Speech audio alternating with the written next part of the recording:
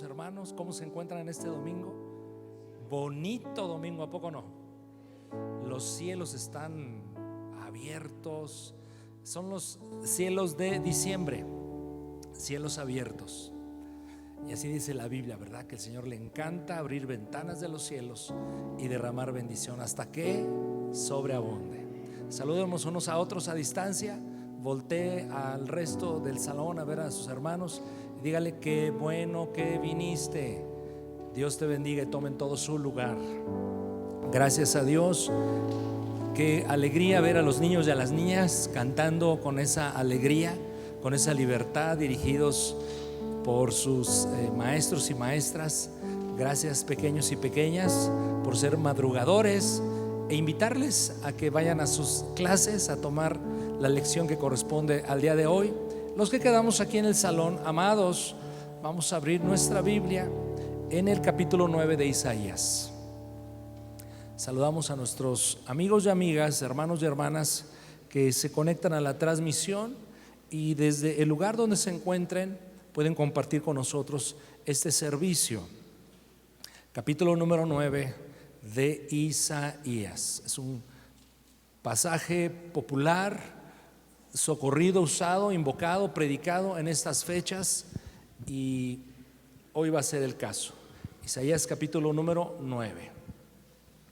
Y vamos a leer juntos, mis amados, el versículo 6, que, insisto, es un versículo conocido, muy aludido, mencionado en estas fechas de Adviento. ¿Cuántos han escuchado ese término, Adviento? A ver, levante la mano, solo para saber cómo estamos en cultura, digamos, ¿cómo decir? Pues religiosa. Adviento es un término que se ha usado durante muchos siglos, que significa literalmente venida del Señor.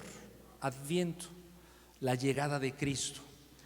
Y repito, a través de los siglos y en muchas expresiones cristianas a través del tiempo y en diferentes partes del mundo, se suele preparar el Adviento, la venida de Cristo, las semanas previas a la fecha que históricamente se ha aceptado como el nacimiento de Cristo, el 25 de diciembre. Comentaré algo al respecto en un momento, pero yo quiero que estas semanas nosotros estemos en ese espíritu de Adviento, no del mundo, porque usted sabe que a pesar de que el enfoque debiera ser Cristo, parece ser que la sociedad va en otra dirección en torno al nacimiento de Cristo. Pero estos días vamos a meditar en temas relacionados a la venida de Cristo, su encarnación, su nacimiento, y lo más importante, las implicaciones que eso tiene para todos nosotros. Pero bueno, leemos Isaías capítulo número 9, versículo 6. ¿Y está en pantalla el texto? Fíjense que todavía no tengo ojos detrás de mí, por eso le pregunto. Vamos a leer en voz alta este texto tan bonito. Adelante, mis hermanos. Porque un niño nos es nacido, hijo nos es dado, y el principado sobre su hombro, y se llamará su nombre admirable, consejero, Dios fuerte, Padre eterno, príncipe de paz. Vamos a orar. Padre, te damos gracias por la bendición que nos das de congregarnos, de ser movidos por tu Espíritu Santo a hacerlo, pero con propósito. Te adoramos, te exaltamos, te reconocemos, te damos gracias, pero queremos oír tu voz a través de tu palabra, y pedimos que tu Espíritu Santo nos ilumine, nos haga comprender tu palabra y aplicarla a nuestras vidas. En lo personal, Señor, suplico me des de tu gracia. Oramos en el nombre de Jesús. Amén. Pues, mis hermanos, estamos en diciembre, un año más. ¿Cómo ha transcurrido el tiempo de rápido?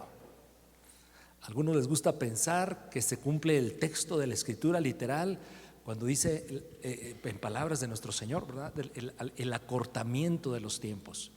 La verdad es que los cronómetros siguen funcionando igual, pero hay una sensación de que el tiempo avanza rapidísimo. ¿A poco no? Gracias a Dios que los que ya estamos en el sexto piso de la vida estamos más jóvenes, ¿sí o no? Digan conmigo amén. Ay, ¿a poco somos muchos? Ese amén.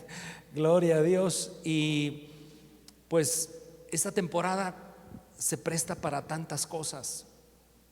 Obviamente, mis hermanos, son días de celebración. Vaya a cualquier centro comercial y lo va a encontrar usted atiborrado. Gente comprando regalos, gastándose el aguinaldo algunos, espero que con sabiduría, preparando las fiestas. Son días de celebración. Independientemente del credo que se profese, nosotros como cristianos obviamente nuestro enfoque es Cristo, pero son días de convivencia, de fiesta. Una temporada cuando va terminando propicia tiempos de reflexión, de autoevaluación, incluso hasta emocionalmente, ¿verdad? Nos vamos como preparando para cerrar el año. Hay también esperanza, poco no, esperanza de que bueno, pues no sé cómo haya sido este año, pero esperemos que el próximo sea mejor y que al término del mismo sea un parteaguas para reiniciar cosas. Obviamente también es tiempo de placeres desordenados, de mucho consumo de alcohol y otras sustancias, de fiestas pues malas, ¿no? Ahora mismo veía yo en las noticias que está celebrándose aquí en Toluca un festival terrible musical. No recuerdo el nombre, ni sabía que existía, es más, no sabía que existía ese espacio en la ciudad de Toluca, una explanada enorme, donde ahora se convocan a muchos jóvenes al desorden, al vicio, a la maldad, a la destrucción. Pues es que esta temporada representa tantas cosas para nosotros. Para muchos, mis hermanos, son días de tristeza, de melancolía. Se enfatizan los sentimientos que nos hacen pensar en los seres que ya no están con nosotros. Se agudizan los sentimientos de soledad. Hay un trastorno, incluso está médicamente bien definido, se llama trastorno afectivo estacional. La gente tiende a deprimirse en algunos casos y en medio de todo esto nosotros como pueblo de Dios pues debemos estar enfocados, porque Dios nos ha permitido estar llegando a esta época del año, terminando el mismo, pero celebrar a Cristo Jesús. No se le olvide, lo hemos dicho tantas veces, porque así es. No celebramos una fecha los cristianos, refiriéndome a la Navidad. Celebramos un acontecimiento. Hemos hablado tanto de eso y lo sabemos ya, hay tanta información al respecto. Muy difícil que Jesús haya nacido un 24 o 25 de diciembre. Se piensa que lo más probable haya sido por ahí del mes septiembre, octubre. No importa la fecha. Lo que importa, mis hermanos, es que estamos celebrando un acontecimiento. Y junto con la muerte, su resurrección, el nacimiento de Cristo virginal, el Hijo de Dios, Dios mismo, hecho carne, es algo que usted y yo debemos tener firme, claro, qué dice la Biblia, entender y sus implicaciones. Así es que en estos días, mis hermanos, en estos domingos, vamos a meditar sobre esto. ¿Qué significa la Navidad? ¿Qué significa que Cristo haya venido? Y yo creo que va a ser un tiempo donde vamos a afirmar doctrina. Usted como cristiano debe conocer la doctrina cristiana. Usted debe saber lo que dice la Biblia sobre ciertos tópicos. No solamente repetir lo que usted escucha eventualmente y ahora en los medios de comunicación. Usted debe conocer lo que la Escritura dice sobre los temas torales de la fe. Y es importante hablar del tema de la encarnación. Pero obviamente al hacerlo, la fe se renueva, la esperanza resurge. Y algo bien importante, mis amados, el hombre, las mujeres, las personas están, le aseguro, preparados para oír de Cristo Jesús. Vamos a aprovechar eso. Usted le va a hablar a la gente de Navidad, de la venida de Cristo, de textos como los que hoy vamos a considerar, y le aseguro que usted va a ser escuchado. Aprovechemos la ocasión. Ganemos almas para Cristo en este fin de año, en esta Navidad. ¿Le parece? Esa es mi propuesta para esta semana. Y este día vamos a comenzar con Isaías capítulo número 9 y del 1 al 6 vamos a meditar. Y en esos 6 versículos de Isaías 9, del 1 al 6, vamos a encontrar de manera bien identificada en la palabra 3 aspectos bien importantes. Número 1, hay un problema. En Isaías 9, capítulo 9, del 1 al 6, se describe inicialmente un gran problema, el problema más grande de los seres humanos. Siguientes versículos usted va a encontrar una promesa divina de solución a ese problema. Y el versículo 6 es el fundamento de la solución divina. Comencemos con el versículo número 1, Isaías 9:1.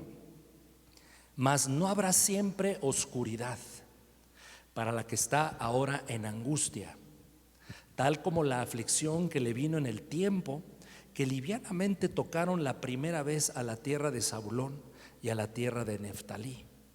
Pues al fin llenará de gloria el camino del mar, de aquel lado del Jordán, en Galilea de los gentiles. Observe al inicio del versículo 3 palabras que describen la condición del pueblo en la época del profeta Isaías.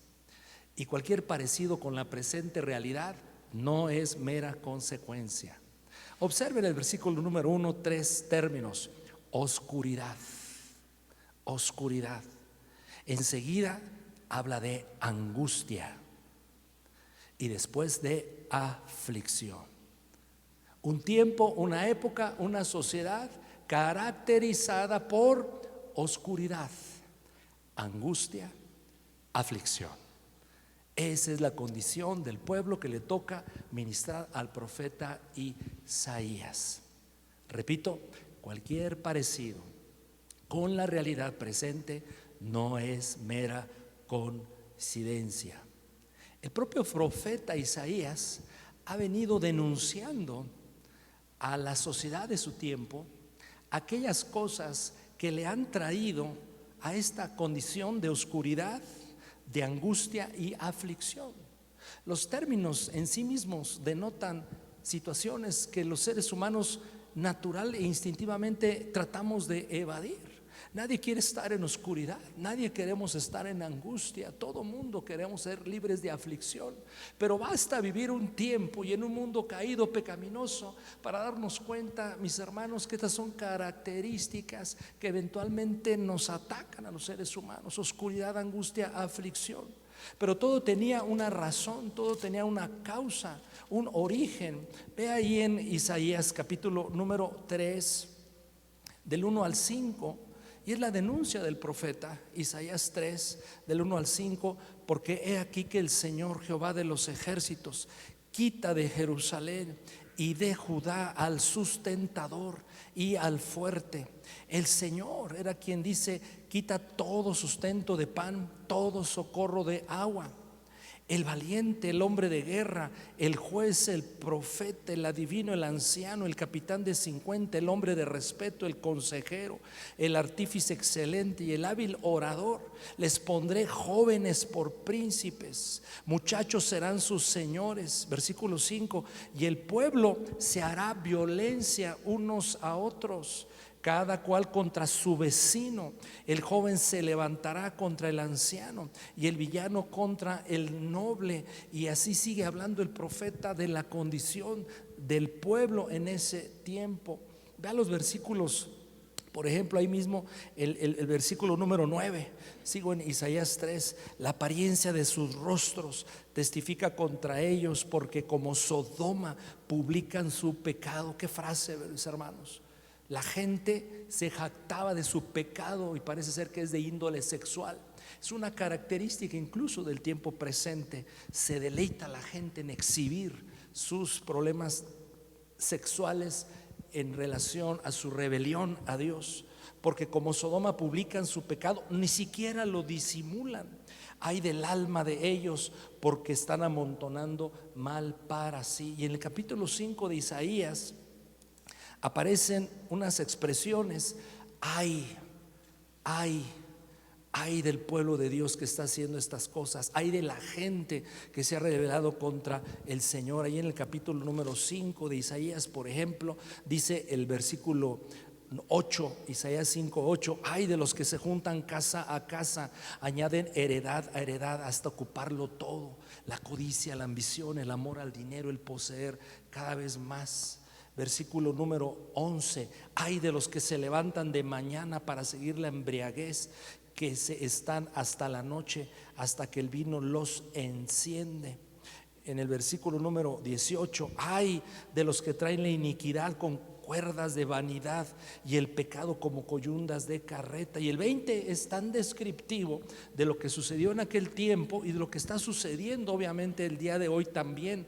Isaías 5:20, ay de los que a lo malo dicen bueno, a lo bueno malo, que hacen de la luz tinieblas y de las tinieblas luz, que ponen lo amargo por dulce y lo dulce por amargo.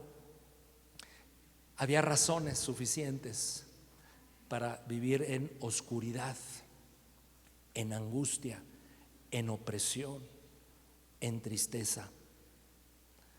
¿Y saben cuál era al final de todo la causa de estas cosas? Isaías lo sigue denunciando en su libro, Isaías 59:2. Avance unos capítulos ahí en el profeta. Isaías 59:2.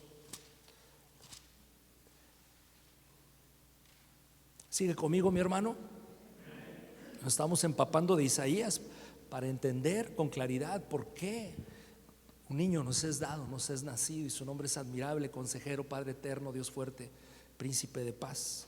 Pero Isaías 59:2, pero vuestras iniquidades han hecho división entre ustedes y vuestro Dios, y vuestros pecados han hecho ocultar de vosotros su rostro para no oír. Había un muro divisorio entre Dios y su pueblo. ¿Por qué? Por los pecados. Nunca intentemos, mis hermanos, soslayar el hecho de que cuando reconozcamos que estamos caminando en desorden en la voluntad de Dios, contrarios a lo que Él quiere para nosotros, hay división entre Dios y nosotros. Vuestras iniquidades, sus pecados dividen a Dios de su pueblo, de los suyos, y los pecados hacen que Dios oculte su rostro para no oír. Qué denuncias tan terribles, ¿verdad, mis hermanos? Ahora le digo algo. Alguien puede decir, bueno, eso pasaba en el tiempo de Isaías. No, sigue pasando el día de hoy con la misma intensidad y gravedad. El apóstol Pablo lo anticipó. Miren, vale la pena recordar este texto de segunda carta a Timoteo, capítulo 3. Y dígame usted si no estamos viviendo tiempos similares a aquel tiempo. Segunda carta a Timoteo, capítulo 3, los primeros versículos del 1 al 4. Segunda Timoteo 3, 1 al 4. Dice Pablo, está anticipando por obviamente revelación del Espíritu Santo. También debes saber esto, que en los postreros días, y estamos en este tiempo, mis amados, en los postreros días vendrán tiempos peligrosos. ¿Por qué? ¿Por qué los tiempos son peligrosos? Versículo 2, porque habrá hombres amadores de sí mismos, avaros, vanagloriosos, soberbios, blasfemos, desobedientes a los padres, ingratos, impíos, sin afecto natural, implacables, calumniadores, intemperantes, crueles, aborrecedores de lo bueno, traidores, impetuosos, infatuados, amadores de los deleites más que de Dios. La denuncia es la misma de parte de Dios y su palabra para el mundo. Darle la espalda al Señor y de manera tan grave, vergonzante, desafiante, sin pudor y recato alguno, siempre va a traer oscuridad, angustia y aflicción. Regresemos a Isaías capítulo número 9. Esa es la condición y es el gran problema que el profeta está describiendo. Isaías 9. Entonces le pregunto,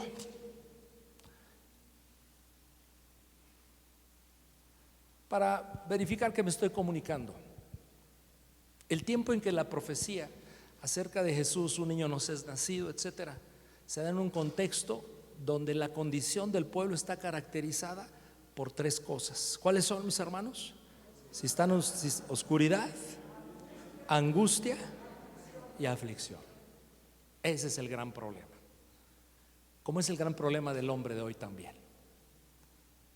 Sin Dios, mis hermanos, la única alternativa que queda para el ser humano es oscuridad, aflicción y angustia. Pero nuestro Dios es tan bueno, tan generoso, tan lleno de gracia. Él no quiere la destrucción de los seres humanos. Él no quiere la destrucción del pecador, menos quiere la destrucción de su pueblo. Ha dado la vida de su Hijo Jesucristo por nosotros. Él quiere nuestra restauración, nuestra renovación, nuestra libertad. Pero en los versículos siguientes de Isaías 9, del 2 y hasta el 5, en medio de la descripción de problemas tan complejos, se levanta un sol de esperanza, una luz brillante que quiere renovar la fe y quiere voltear los ojos a Dios de la gente que está en esa condición. Leamos, versículo 2. El pueblo que andaba en tinieblas vio gran luz. Los que moraban en tierra de sombra de muerte, luz resplandeció sobre ellos. Multiplicaste la gente. Eso habla de que la nación, en medio de su turbación y dificultades terribles, el profeta empieza a vislumbrar. Pero no tenemos que quedarnos en oscuridad, aflicción y angustia. No, Dios quiere un futuro glorioso para ustedes. Dios quiere sacarlos de esa condición. Y el versículo 3 dice: multiplicaste la gente, es decir, la nación que estaba empobrecida por sus pecados y rebelión contra Dios. Un día llegará el tiempo en que Dios los iba a volver a levantar y a multiplicar y a prosperar. Y aumentaste la alegría. Se alegrarán delante de ti como se alegran en la siega, como se gozan cuando reparten despojos. Habla de las cosechas que iban a ser otra vez abundantes, generosas, y que incluso en los tiempos de guerra vencerían a sus enemigos y repartirían los despojos de los vencidos. Versículo 4: porque tú quebraste su pesado yugo, la opresión, la esclavitud, la condición de oscuridad iba a ser ahora una nueva, una cambiada. El yugo iba a ser roto y la vara de su hombro y el cetro de su opresor, como en los días de Madián. Obviamente es una alusión al juez Gedeón, que fue usado por Dios para que el pueblo fuera librado de los madianitas. Porque el versículo 5: todo calzado que lleva el guerrero en el tumulto de la batalla y todo manto revolcado en sangre serán quemados, pasto del fuego. Son expresiones poéticas en el estilo profético bíblico que deja ver este versículo que el guerrero del pueblo de Dios iba a ser un conquistador que vencería a los enemigos y que se iba a quitar todas sus indumentarias sucias de la guerra para cambiarlas por unas nuevas. Así es que en estos versículos del 2 al 5, mis hermanos, vemos claramente una promesa de un futuro bueno. Y es que cuando estamos en oscuridad, en aflicción y angustia, lo que menos queremos solo saber es que nos digan por qué estamos así. Queremos también la solución. Como cuando vamos al médico, ¿qué nos ganaríamos, mis hermanos? Solamente saber el origen del dolor, de la enfermedad, si no nos dan la solución. Y nuestro Dios es así. Nos dice el problema, nos dice el conflicto, nos dice la causa de la herida, pero siempre nos va a dar la solución. Usted va a encontrar esta constante en toda la Escritura. ¿Y qué está haciendo el profeta a través, Dios a través del profeta en estos versículos del 2 al 5? Les está generando esperanza. Esperanza es sentimiento de anticipar un futuro mejor.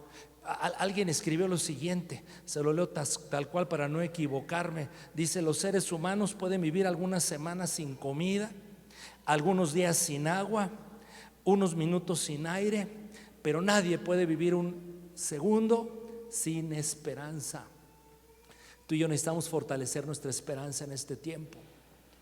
porque son tiempos iguales a los que el profeta denuncia, de oscuridad, de aflicción y angustia.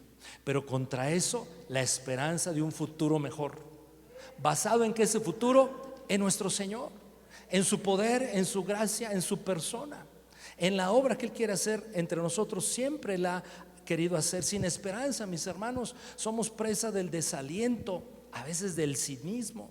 Es decir, eso es para otros, pero no para mí. Deseos de rendirse, dejar de intentar, desear hasta morirse algunos. La esperanza es indispensable para tener paz en el presente, pero la certeza de un mejor futuro. En algún momento de nuestra vida, todos nos hemos hecho estas clases de preguntas. ¿Habrá solución para la condición presente que estoy atravesando? ¿Las cosas podrán cambiar? ¿O me debo conformar y seguir sufriendo el destino que me tocó vivir, ¿verdad?, entre comillas? ¿Habrá esperanza para un matrimonio mejor? ¿Mi situación económica va a cambiar? ¿Voy a recuperar la salud? Bueno, yo no sé qué estamos atravesando nosotros en esta mañana. ¿Qué hemos estado buscando? ¿Qué hemos estado esperando? La espera se ha prolongado para algunos, pero el Señor dice en su palabra que podemos tener esperanza, y una esperanza segura, porque nuestra esperanza, mis hermanos, no es tanto un qué o un cómo, es un quién, y es nuestro Señor Jesucristo. Pero todo esto de Isaías capítulo 9 nos va conduciendo de manera preciosa el autor para llevarnos al punto de la solución de todo. El versículo 6 nos ha descrito en el versículo 1 de Isaías 9 el gran conflicto, el gran problema. Del 2 al 5 nos ha hablado de un futuro esperanzador, de un futuro glorioso que Dios siempre ha querido para su pueblo, para sus hijos, para los que nos aferramos a su gracia. Pero apunta al versículo 6 a una persona, y esa persona obviamente es nuestro Señor Jesucristo. Y entonces comienza diciendo: ¿por qué? ¿Por qué puedo esperar que las cosas mejoren? ¿Por qué puedo esperar un futuro mejor? ¿Por qué puedo esperar salir de la oscuridad? ¿Por qué puedo esperar que la aflicción termine? ¿Por qué puedo esperar que el dolor sea tratado y sanado, restaurado por el Señor? Versículo 6: porque un niño nos ha nacido, hijo nos es dado, el principado sobre su hombro, autoridad, gobierno, reinado, características inigualables, incomparables, únicas de ese ser. Llamará su nombre admirable. Él es consejero, Él es Dios fuerte, es como el Padre eterno, pero además es príncipe de paz.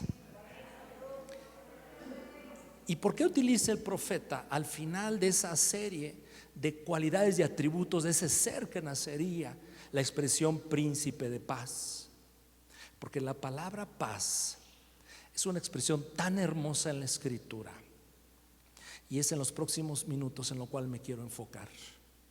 Es como cerrar con broche de oro el mensaje de Isaías, al menos en esta porción, diciéndonos, porque al final de cuentas lo que Dios quiere darle a sus hijos, a su pueblo, es paz. Vale la pena meditar en este concepto unos minutos, mis hermanos, porque es un término riquísimo en significado y en implicaciones hermosas y poderosas para nosotros. El vocablo hebreo que se utiliza para paz, como nos es traducido al español, usted seguramente ha escuchado de él: shalom, vocablo usado por los hebreos tanto. Shalom significa paz, pero shalom no solamente significa paz, sino es ausencia de conflicto, ausencia de guerra. Tiene otros significados bien interesantes. Shalom o paz, bíblicamente hablando, en la parte del Antiguo Testamento, se refiere a algo cuando está completo y en buen estado. Por ejemplo, ¿está en buen estado este micrófono, mis hermanos? ¿Se escucha bien? ¿Sí?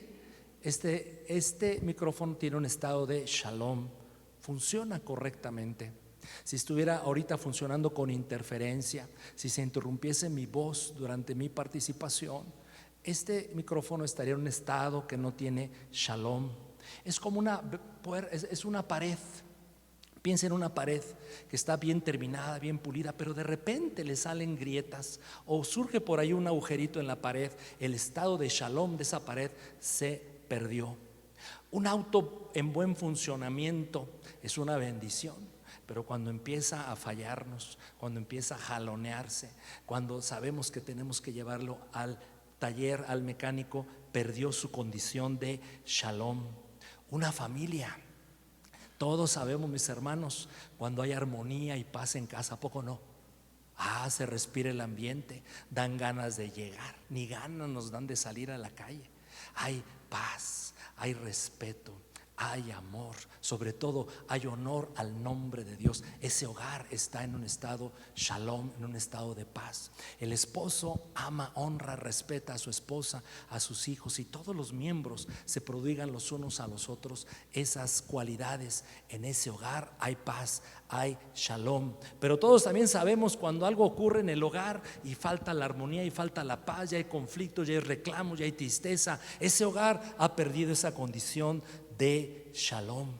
Es un término tan importante, mis hermanos. Le voy a dar algunos ejemplos de la Biblia para que entendamos su uso y trascendencia. Por ejemplo, Jeremías 29:11 dice lo siguiente. Siempre usted sabe, repito el texto, Jeremías 29:11.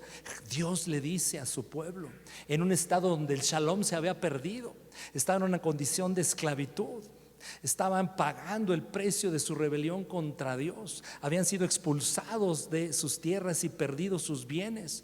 Y dice Dios, sin embargo, a ese pueblo en aflicción, en oscuridad y en angustia: porque yo sé los pensamientos que tengo acerca de vosotros, dice el Señor, pensamientos de paz, pensamientos de shalom, y no de mal, para darles el fin que esperan. ¿Y qué esperaban los hebreos? Esperaban ser perdonados por Dios, esperaban retornar a su tierra, esperaban recuperar sus posesiones, esperaban recuperar a sus familias, esperaban recuperar su identidad como pueblo del Señor. Y bueno, todas esas cosas que esperaban, el Señor las encajona y las integra en una idea y dice: es el shalom que yo siempre les he querido dar. En 1 de Samuel 25, versículo 6, a ver si tenemos la nueva versión, la traducción viviente nos ayuda mucho. 1 de Samuel 25:6 en la nueva traducción viviente también nos da elementos que nos dejan comprender un poco mejor y disfrutar incluso esta idea de paz, de shalom. Dice 1 de Samuel 25:6: paz y prosperidad para ti, para tu familia y para todo lo que posees. Por eso a los hebreos les gusta saludarse así. Tenemos aquí en la comunidad, mi esposa y yo, en la ciudad, un amigo muy querido que siempre nos saluda así: shalom varón, shalom mujer. Y yo agradezco ese saludo porque entiendo que este varón entiende el significado de la palabra. Y no sería mala idea, ¿verdad, mis hermanos? De repente saludarnos así. Es el equivalente al Dios te bendiga. Pero bueno, es que ese término es hermoso.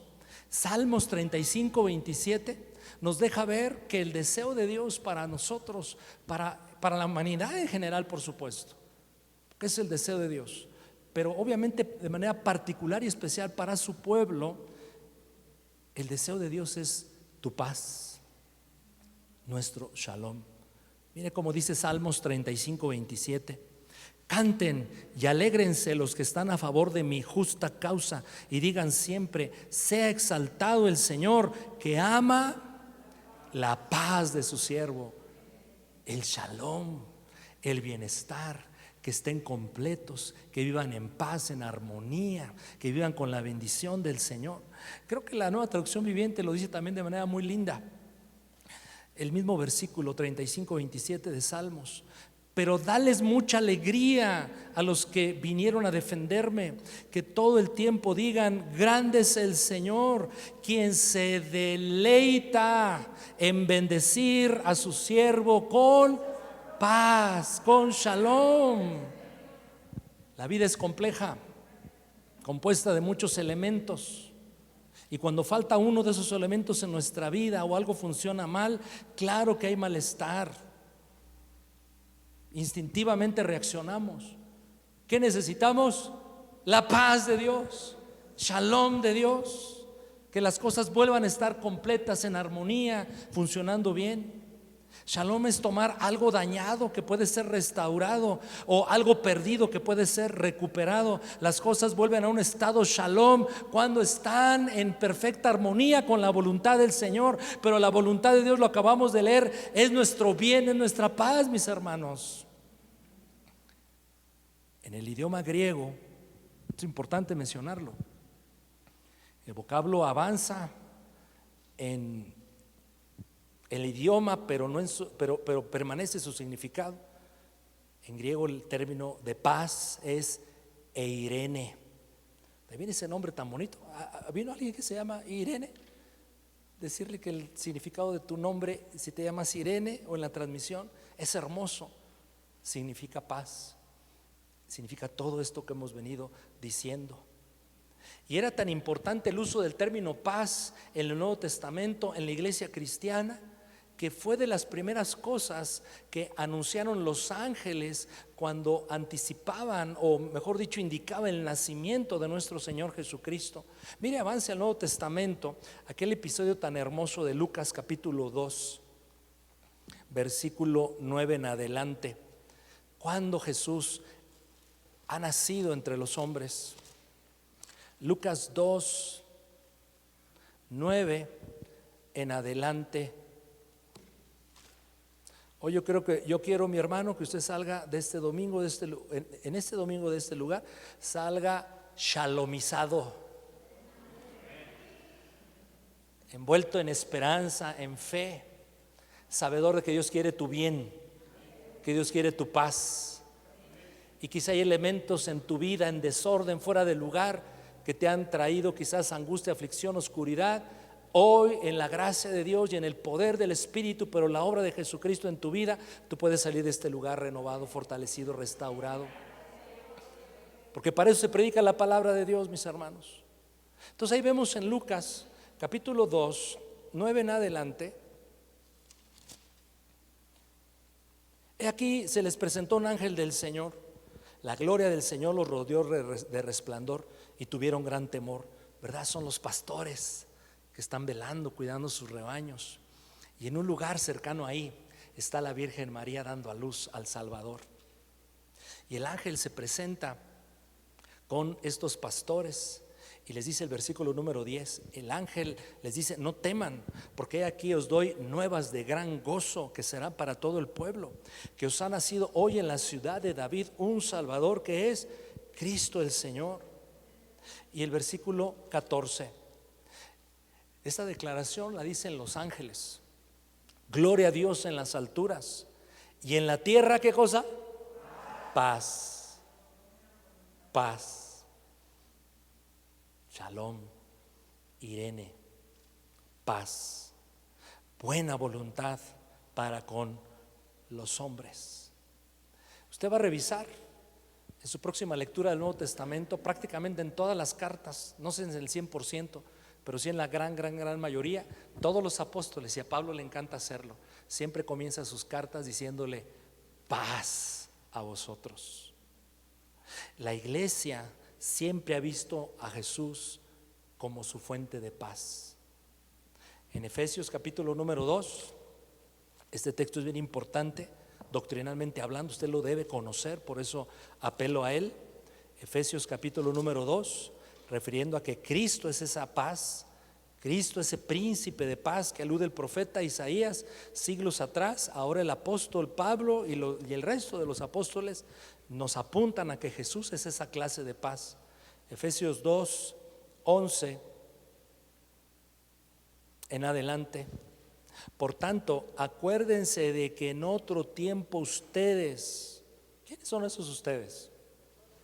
Nosotros, porque incluso el texto dice claramente: los gentiles, los que no somos judíos, en cuanto a la carne, antes eran llamados incircuncisión, por la llamada circuncisión hecha con mano en la carne. O sea, ustedes están fuera de los pactos de Dios, y la señal de la circuncisión ni siquiera están ustedes, decían o acusaban los judíos.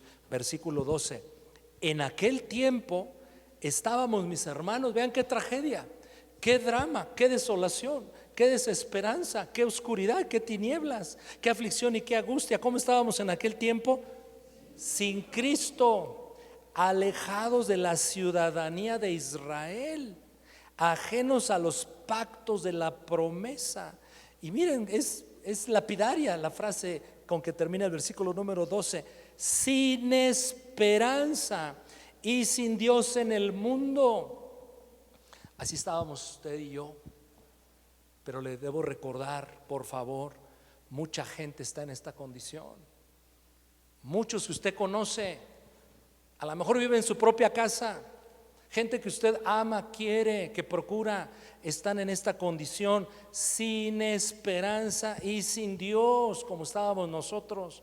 Pero el versículo 13: pero ahora, tiempo presente, en Cristo Jesús, ustedes que en otro tiempo estaban lejos, han sido hechos cercanos por la sangre de Cristo.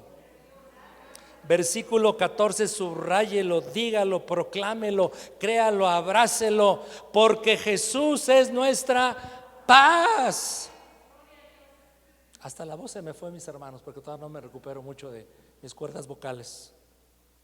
Que de ambos pueblos, judío y gentil, hizo uno. ¿Qué hizo el Señor? Derribó una pared que nos separaba, intermedia de separación. ¿Qué hizo el Señor? Versículo número 15: aboliendo en su carne las enemistades, la ley de los mandamientos expresados en ordenanzas, para crear en sí mismo, en Él, en Cristo, de los dos, judíos y gentiles, un solo y nuevo hombre, haciendo la paz. Versículo 16: y mediante la cruz reconciliar. Eso es shalom.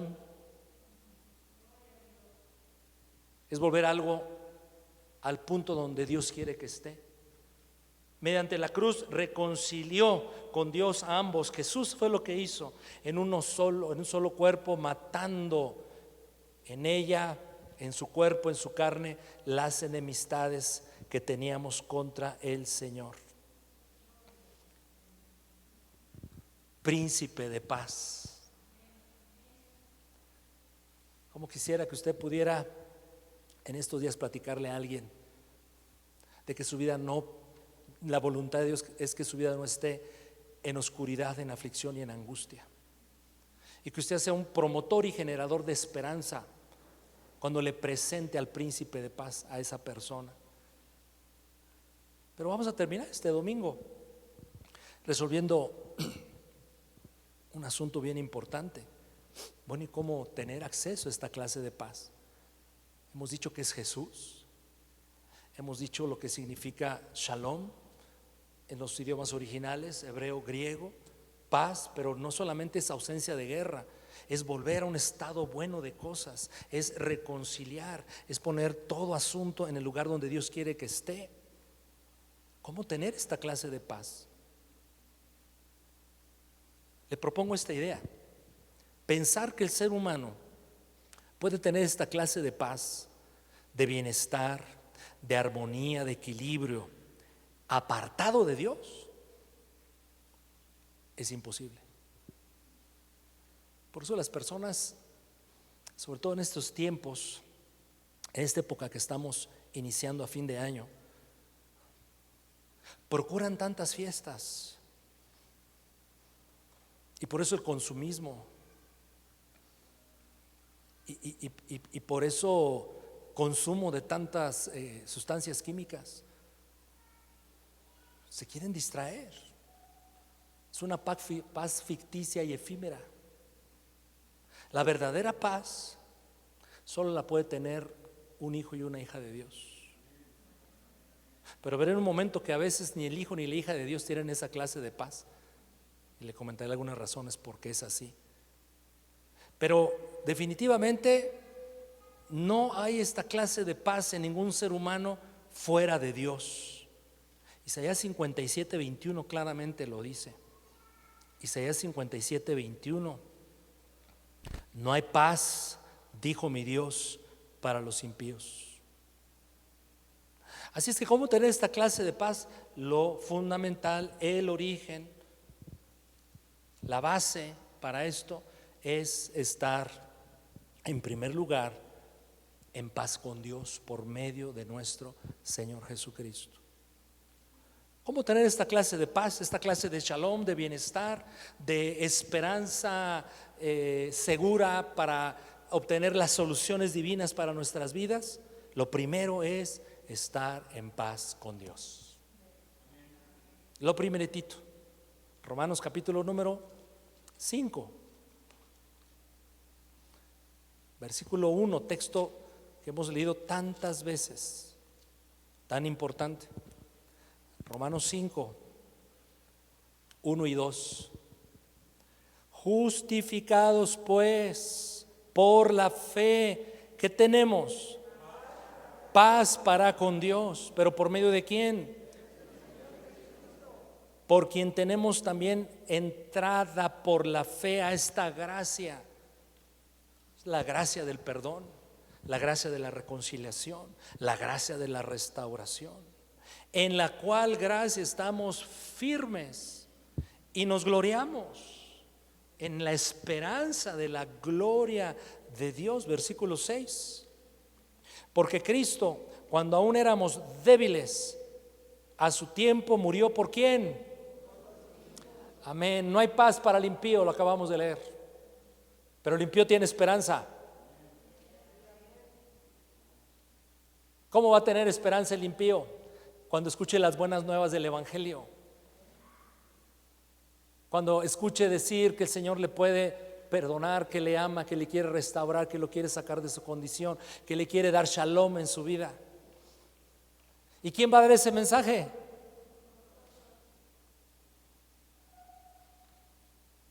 No hay otro, eres tú y soy yo. Ciertamente, el versículo 7, apenas morirá alguno por un justo. Pues sí, ¿verdad? Alguien se puede animar, decir, pues esa persona es tan buena que si pudiera dar su vida yo por él o por ella, pues a lo mejor me animo a hacerlo, porque es tan buena esa persona. Pero la verdad, mis hermanos, dice el 7, apenas morirá alguno por un justo, con todo pudiera ser que alguno osara morir por el bueno, pero Dios muestra su amor para con nosotros, en que siendo aún pecadores, Cristo murió por nosotros.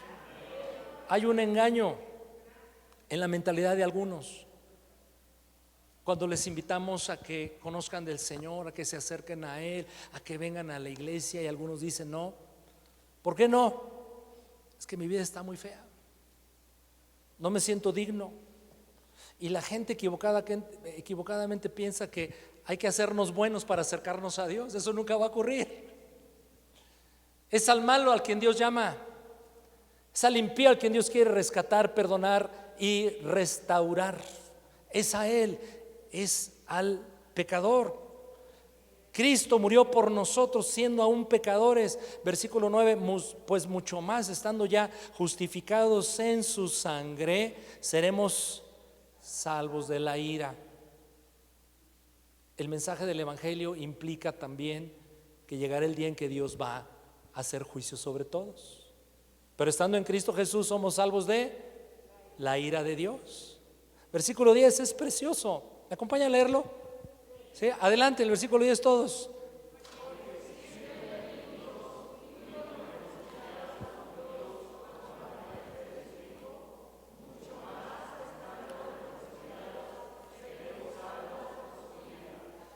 Todos dicen amén. Y la palabra del versículo 10, reconciliados, es una alusión a shalom. Quiero que tengamos shalom, amados míos, como si Dios dijese, vamos a estar reconciliados. Lo acabo de decir, la vida es complicada, hay tantas cosas que nos agreden, que nos causan ansiedad, enojo, etcétera, ¿verdad, mis hermanos? Porque aunque sabemos que estamos en paz con Dios por medio de nuestro Señor Jesucristo, también ahora mismo, déjame hacer una pruebita. ¿Qué sentimiento predominante hay ahorita en ti? Ahora que me atiendes, ¿qué sentimientos están ahí ocurriendo en ti? A ver, de este lado, dígame uno bueno y uno negativo, si lo hay el negativo. Sí, rápido. ¿Estás muy feliz? ¿Muy contento? Sí, gloria a Dios. ¿Nada te preocupa? ¿Habrá algo que te inquiete en este momento? ¿Sí? ¿De veras? ¿O solo soy yo? A ver, los del centro, ¿están contentos, alegres, felices? ¿Sí? ¿Pero hay algo que te inquieta por ahí? ¿Hay algo que está robando la paz? ¿Lo puedes reconocer? A ver, los de mi lado izquierdo, ¿todos bien? ¿Todos en paz? ¿Ningún problema? Gloria a Dios. Invíteme un café al ratito y me dicen la receta. Pero puede haber algo que te esté robando la paz. Puede haber algo que diga, híjole, todo estaría de 100 si aquello no estuviera así. ¿No le pasa así? Todo estaría súper bien, híjole, pero esto. Mira, gracias Señor, me has bendecido tanto, pero mi hijo, pero mi hija, pero mi marido, pero mi marida, pero la economía, pero la salud, pero esto, pero aquello, ¿a poco no? Y eso muchas veces nos causa ansiedad y nos roba la paz. Así es que un asunto es estar en paz con Dios, y lo estamos por medio de Cristo, pero otro asunto es tener la paz de Dios. Pero también ahí el Señor tiene tanto que orientarnos y darnos para tener no solo paz con Dios, sino la paz de Dios. Es que termino este domingo respondiendo a la última pregunta: ¿y cómo puedo tener paz en medio de la tormenta? Reconociendo que hay sentimientos negativos que no nos gustan, porque hay razones para sentirnos así. ¿Cómo podemos proponernos a eso? ¿O será que Dios nos dice: mira, yo te he bendecido, quiero shalom para tu vida, bienestar integral, yo soy Dios, quiero sacar de ti oscuridad, angustia, ansiedad, etcétera, pero híjole, mano, o sea, está muy complicada la vida que tienes, hijo mío, entonces vamos a preocuparnos los dos? Ay Señor, es que me siento tan triste. Haces bien, porque lo que estás atravesando está grueso. ¿Te imaginas a Dios diciendo eso? No, Él dijo, ¿verdad?, a través del apóstol en Filipenses: y la paz de Dios, y la paz de Dios, y la paz de Dios que sobrepasa todo entendimiento, toda consideración, toda emoción, todo cálculo negativo. La paz de Dios es superior a todo eso. ¿Cómo tenemos esta clase de paz? Lo primero es esto.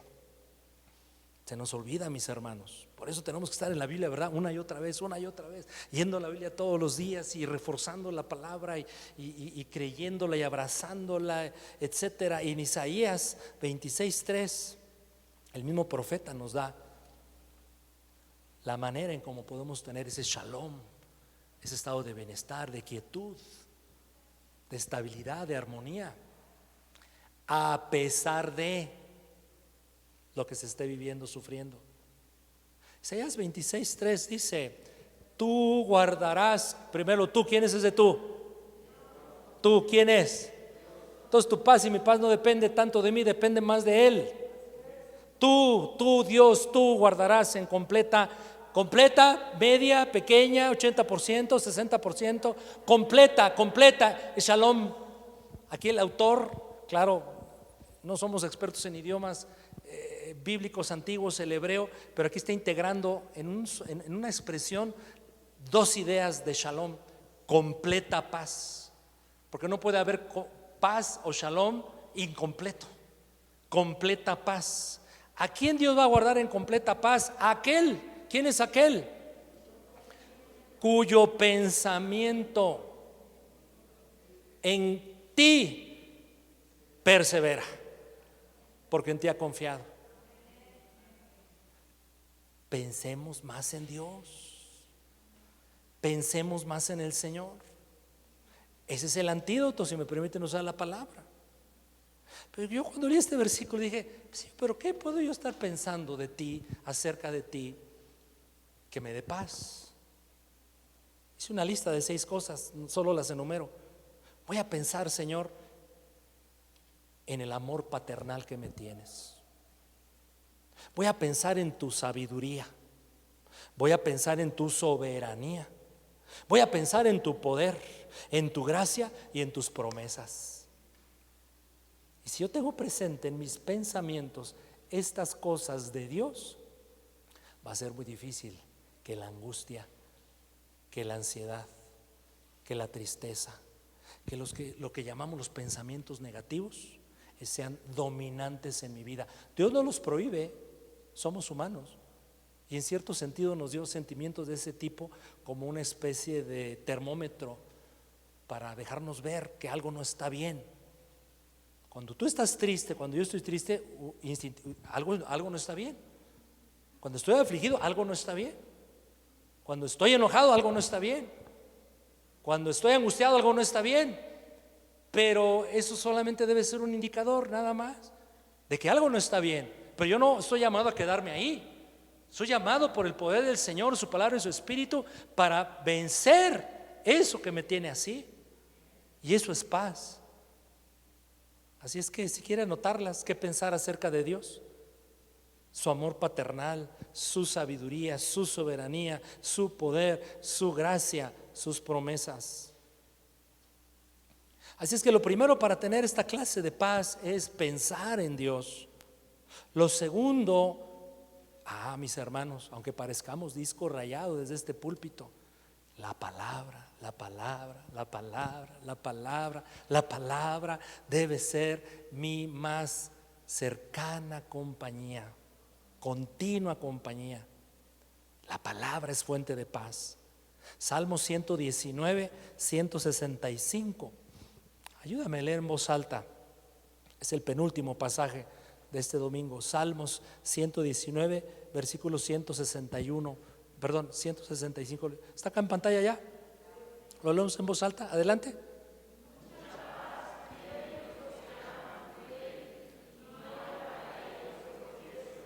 ¿Qué le parece? ¿Qué le parece? Tiene dos alternativas. Cómprese su pomo de Bacardí o coma de la ley de Dios. A ver qué le resulta mejor.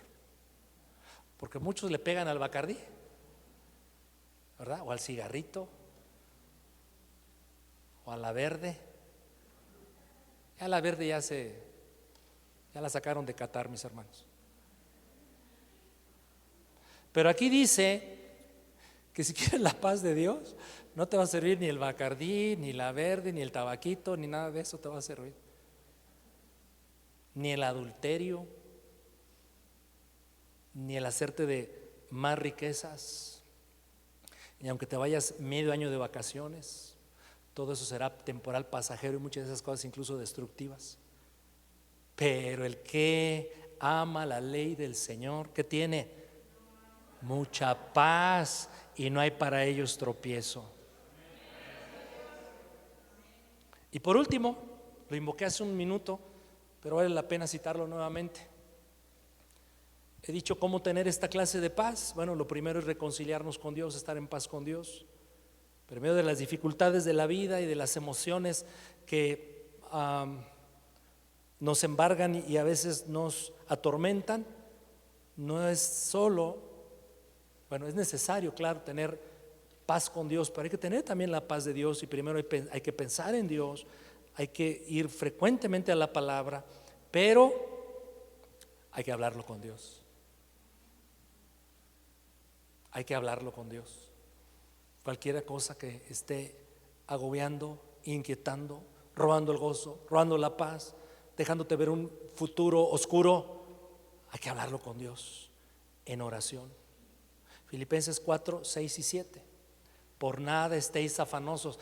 Le confieso que para mí es bien difícil obedecer este mandato. Yo sé que de los presentes soy el único que tiene ese problema, ¿verdad que sí?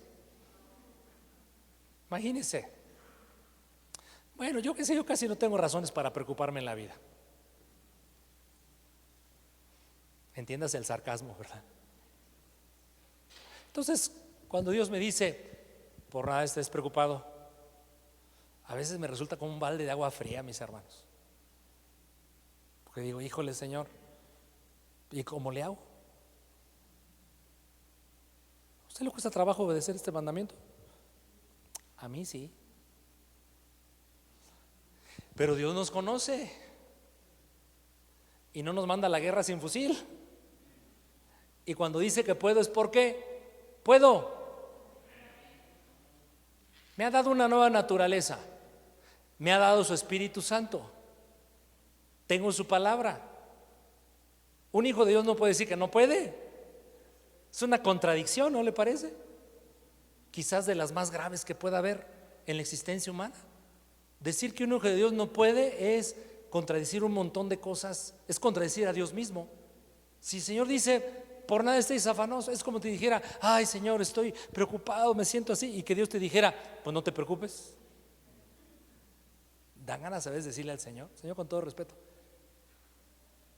pues no te preocupes tú. Y Dios diría, pues yo no estoy preocupado.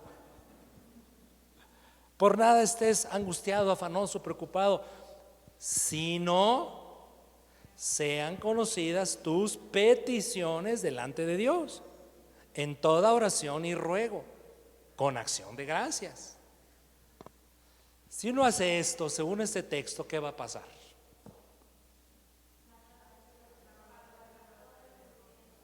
¿Qué va a pasar, mis amados? Y la paz de Dios, Shalom, Irene, la paz de Dios que sobrepasa todo entendimiento. Pues claro, aquí está el entendimiento, las razones, repito, suficientes para preocuparme, para enojarme, para angustiarme, para entristecerme, para reclamar, etcétera. Pero la paz de Dios es más grande porque es de Dios. ¿Qué va a hacer esa paz? Guardará vuestros corazones y vuestros pensamientos, y en la fórmula no puede faltar la variable principal: en Cristo Jesús. Dios quiere tu shalom, mi hermano. Él es el príncipe de paz. Él quiere tu bien. Si alguno de los presentes en la transmisión o aquí físicamente puede reconocer que está desconectado de Dios, que está fragmentado de Dios, que está lejos de Dios, en buena hora que está escuchando este mensaje, porque Dios te dice a ti, hombre, mujer, que Dios no quiere eso para tu vida. Dios quiere tu bien, pero decirte que fuera de Dios no hay nada bueno. Si eres un jovencito, una jovencita, qué bueno que en esta edad estés escuchando estas cosas. Yo las empecé a escuchar hasta los 26 años de edad. Me hubiera gustado escucharlo antes. Me hubiera evitado tantas broncas, tantos líos, tantos problemas, tantos sinsabores propios, y que yo en mi ignorancia y maldad, aunque uno se siente bueno, ¿a poco no?, le hice también a otros mal. Te puedes evitar todo eso, joven, jovencita. Pero hoy le puedes decir al Señor, Dios, quiero reconectarme contigo. Quiero estar a cuentas y bien contigo. Tú eres la fuente de todo bien para mí. Lo medio entiendo, como que todavía no, pero hoy, Señor, por fe lo voy a abrazar. Así que a ti te digo, joven, jovencita, o hombre o mujer adulto, que hoy puede ser tu día de reconciliación con Dios y tengas shalom con tu Creador. Y hay un solo medio, y el medio es nuestro Señor Jesucristo. Pero si tú y yo, que ya somos hijos de Dios y ya de tiempo, hemos atravesado, vivido situaciones, circunstancias que nos han robado la paz, que nos traen en desequilibrio, en desorden. Ok, vas en el carro de la vida, pero ese carro se la pasa matraqueando y jaloneándose, a veces te deja ahí botado. No está bien que vivamos así. Dios quiere que estemos caminando en un auto confiable, bueno, sin problemas mecánicos, y avancemos en la vida con su bendición. Vamos a orar. Padre, te damos gracias por tu favor, por tu misericordia, por tu gracia. Eres tan bueno, Señor. Este domingo nos llevas a una declaración que la Biblia dice acerca de Jesús. Él es príncipe de paz. Y lo primero, Señor, que queremos hacer es orar juntos como hermanos en Cristo que somos, y como familiares de aquellos que hoy aún no han conectado contigo, Dios. que hoy puede ser el día de bendición para ellos. Queremos orar en primer lugar por ellos, Señor. Y si tú me estás siguiendo en la transmisión y reconoces que necesitas a Dios, quieres tener shalom, paz con Él, te invito a que hagas esta oración. Pero si estás presente aquí en el salón y la quieres hacer conmigo también, hazlo ahí, hazlo en voz alta, a cierto nivel de voz que tú te oigas, y vamos a decir juntos las siguientes palabras. Es más, yo pido que toda la iglesia lo hagamos en apoyo a aquellos que quieren hacerlo, pero a lo mejor les da pena y no quieren que los oigan. Lo importante es que lo oiga Dios. Pero oremos todos juntos la siguiente oración. Acompáñenme y digamos: Señor Jesús, te doy gracias porque me amas. Creo que naciste hace 2000 años de una virgen. Tomaste cuerpo humano y avanzado el tiempo moriste en la cruz para pagar mis pecados. También creo que resucitaste hasta el tercer día. Creo que eres el Hijo de Dios. Y hoy, Señor, reconozco y confieso con mi boca que eres Dios, que eres el Señor. Y hoy te acepto como mi Salvador. Te pido que perdones mis pecados, Señor, todos mis pecados, y me limpies con tu sangre preciosa. Y hoy mismo, Señor, me permitas estar en paz contigo, reconciliado contigo, justificado por ti en Cristo Jesús. Toma mi vida, Señor. En mi vida no hay shalom, no hay paz. En mi vida hay muchos cabos sueltos, pero quiero que tú tomes todas las partes de mi vida y las pongas en orden, porque quiero tu bendición, quiero tu gracia, porque quiero conocerte y caminar contigo. Te lo pido en el nombre de Jesús. Y digamos amén. Pero, Señor, la ansiedad, la angustia, las dificultades en la vida, Señor, a veces nos agobian, y ya siendo hijos tuyos pareciera que es más evidente las tinieblas, las angustias, las aflicciones, que tus bendiciones. Y eso no está bien. Así son los que ahora, sabedores que somos tus hijos, entendiendo que eres el Señor en nuestra vida, venimos ante ti, Señor, para que ordenes todo nuestro ser. Que esas cosas, Señor, que no deben estar en nosotros, las tomes, mi Señor. Porque hemos leído hoy en tu palabra que tú quieres la paz de tu siervo, la paz de tus hijos. Tú quieres el bienestar integral para nosotros. Y cualquier cosa, Señor, que me haya estado robando esa paz, yo hoy te la entrego, Dios. Te la entrego. Pido que la tomes y que venga a mi vida este estado de bendición que tú quieres para mí. Yo te lo pido en el nombre de Jesús. En el nombre de Jesús. En el nombre de Jesús. Sí, Señor. Gracias, Dios. Gracias, Señor Jesús. Gracias, papito precioso.